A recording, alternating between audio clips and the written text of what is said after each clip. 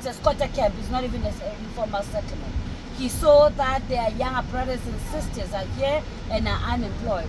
So this is where he started this job and saying that he wants to give people an experience and show them how Soweto started before it became what it is. Because most of the people, when they come here, they normally go to Mandela House and enter Peterson, but they don't come and visit such places. So he's the one who creates jobs. They're looking after the kids around here and the parents, whatever. So whatever that people donate, they buy stationery, sanitary towels, and toiletries and the food for the community. So that's why I was saying that whatever that you have, it's not only for him, but for the community around here. Thank you. So, okay. Yeah. Okay. Thank you. So guys, you come. So Ubonani, last year we were with him. So you see. I remember him. Yeah. Greetings, my brother. I remember him. Yes, always happy to be in South Africa. One of my favorite places in the world. You're welcome. It has taught me a lot about keeping a fight going. Yeah. Ubuntu. Yes, Ubuntu, absolutely.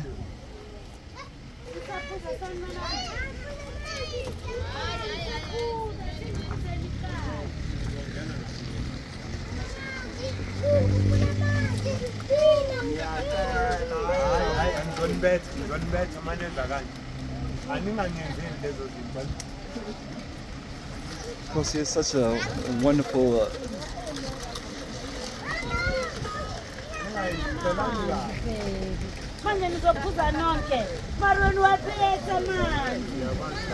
oh. Luca. Luca. So family, when we come and show some love, it's for the and share it with you. It's so you can join us in the work that needs to be done, or join us in anything that you can share, family. I'm talking to the people that's watching this video a few weeks from now. Right. Okay. Right. Yes, y'all looking good. Like Kosi said, Bongani here. The resident of the camp, I'll walk you through for the next 20 minutes, half an hour. Feel free to make some photographs. You can always ask me some questions. A crime-free zone. I'll walk you through in peace, bring you back to the bed in peace, not in peace. I appreciate you, brother. Off we go. And family, let me just make sure we reiterate this. See, family, you can come to Soweto. Just make sure you connect with one of our wonderful guides, and they'll give you a nice feel of the actual township, and you'll be completely safe. So for anyone looking to do these kind of journeys, reach out to me, family. I got your back. California, Georgia. Atlanta, Georgia. Yes, and then you have Virginia. And welcome, brothers and sisters. if you can just wait for a little bit home. for the rest of, if you can. Welcome home, brothers. Some and of us, sisters. let's just catch up a little bit. But yeah, man, it's good to see you, brother, still in the fight, man. That's what I appreciate about everybody in this whole township. I really appreciate you. Yeah, guys, you guys I don't. remember you were here before, and it's been great, brother. I mean, it's not as easy as it's supposed to be, but here we are. We're still keeping a smile on our faces, because that's what life is all about. Keep a smile, always be happy, no matter what. You can be poor or rich, but always keep a smile on your face. Be yourself. I appreciate the positive energy. So I'm going to stand over there where I'll introduce myself and the whole community properly. So please come with me. Yes, sir.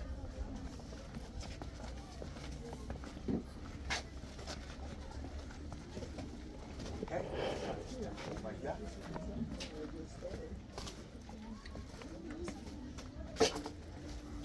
Right. Now, once again, like Kosi introduced me, my name is Bongani.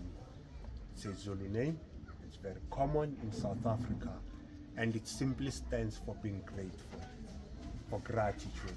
Originally, I'm from Limpopo. That's another province up north.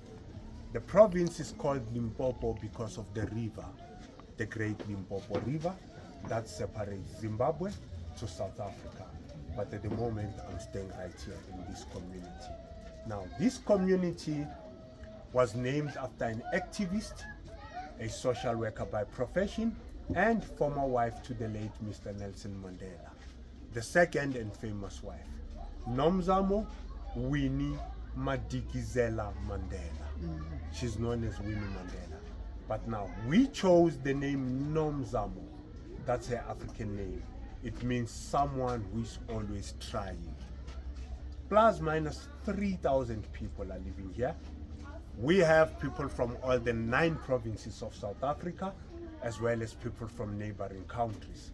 Mozambique, Zimbabwe, Lesotho, Botswana, and as far as Somalia and Ethiopia. People are out here to find greener pastures, but it's still very dry. It's up to 40% of unemployment just here. So those who are employed, they work as domestic workers, shopkeepers, they also work in the industrial sector. Their salary is below 3,000 rands per month. That's about $150 if I'm not mistaken, monthly. So with that amount, nothing much can be done because we have to maintain here and back home by the countryside where we come from. Within a week, the money's gone. And some people, they go to illegal loan sharks to borrow the money, which is a problem because you have to pay back the money with interest of up to 50%. That's crazy. Let's say you borrow $200 US, my brother. When you pay it back, you give them 300. If you can't, you're in big trouble. Very dangerous, guys. They come for their money, they don't play.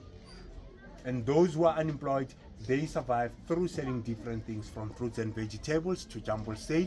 Some of them, they do some recycling. Plastics, papers, bottles, cans. So this is where the lower inhabitants of Soweto are staying because there are 3 different lifestyles in Soweto. Upper class, middle class, and of course, the lower class right here. Our houses are built from corrugated sheets. In winter, it gets very cold. Summertime is very hot. If it's raining, it's a problem once again. The roofs are leaking and it's too loud. It's hammering because of the rain and also the mud all over the streets. That is why you see all the carpets. We made a plan to make it more comfortable to walk whenever it rains.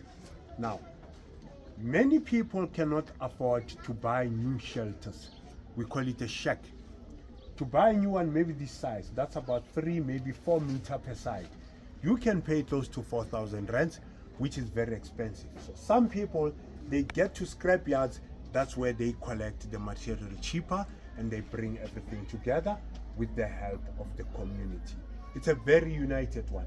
If you don't have the salt, sugar, maybe a tea bag, you go to your neighbors and ask. If they have, they will share with you. That's how we live.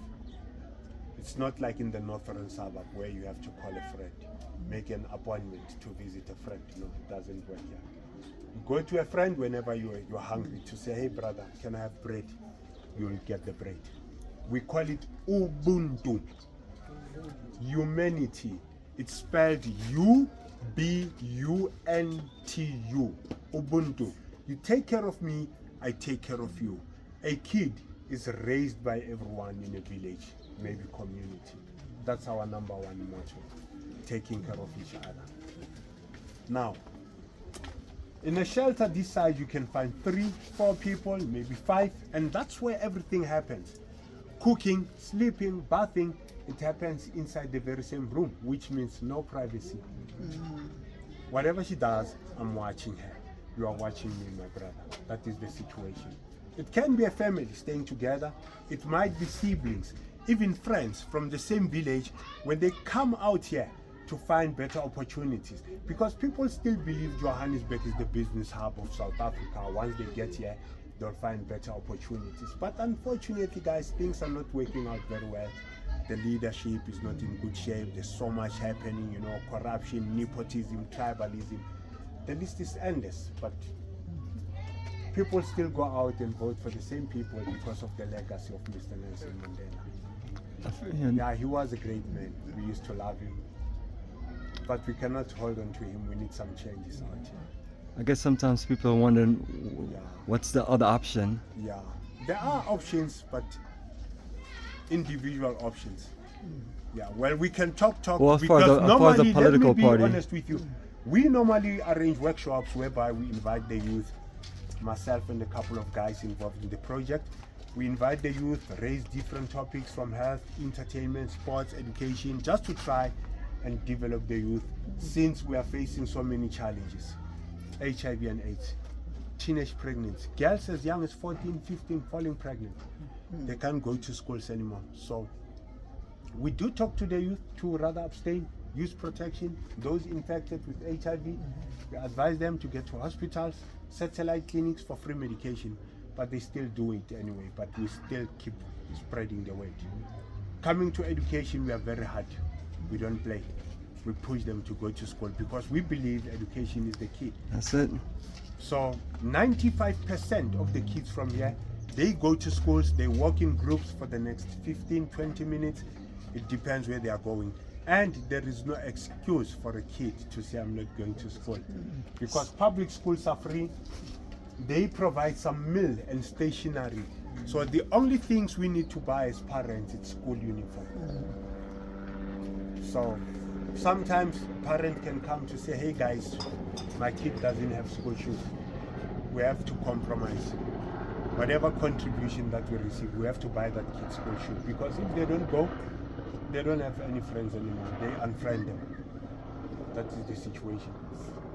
So we've had some workshops whereby we spoke politics. It's not our style, but we had to, just to educate our people about the aims, principles, and objectives of different political movements, so that people can make the right decisions. They can know who they are voting for and why. So we've been doing all those workshops just to educate people. How's the process? Do they come to the shelter? Is it a process, or is it a waiting list, or people just show up and they find a place?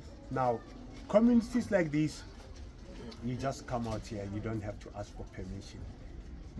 Yeah, we've got people from all over the country that comes here, and when they get to Johannesburg, they don't know where to go. But obviously, they will find the information that go to a place like, there is a place where you don't have to pay any rent. It's a place for underprivileged people. So they come here. We just say, brother, do your thing. You are an African. Do your thing. So they bring all the material that they have. It can be corrugated iron, asbestos, which is not good for our health. Yeah. And they start erecting their houses. And once they start doing that, we are there to help them out, build their shacks. And as soon as you have done that, you go to the committee, which is the leadership here, plus minus 10 people elected by the residents. So once you get to the committee, you will receive the address. So you can only get the address from the committee. Now, with the address, people are actually on a waiting list to receive houses from the government. The project is called RDP, which stands for Reconstruction and Development Project. It's whereby the government is building houses for underprivileged people. So people are still waiting for those houses. How long have they been waiting? They did build a couple of houses around here. On the other side, it's not a big house, it's a two-roomed house. It's built from bricks, and it does have electricity and sanitation. But more families are still waiting. Yeah, people were allocated into those houses according to the address. It was more like a first come, first serve situation. But more people are still waiting. Hopefully in future they will do the right thing and build houses for the people. Yeah. Let's keep working, folks.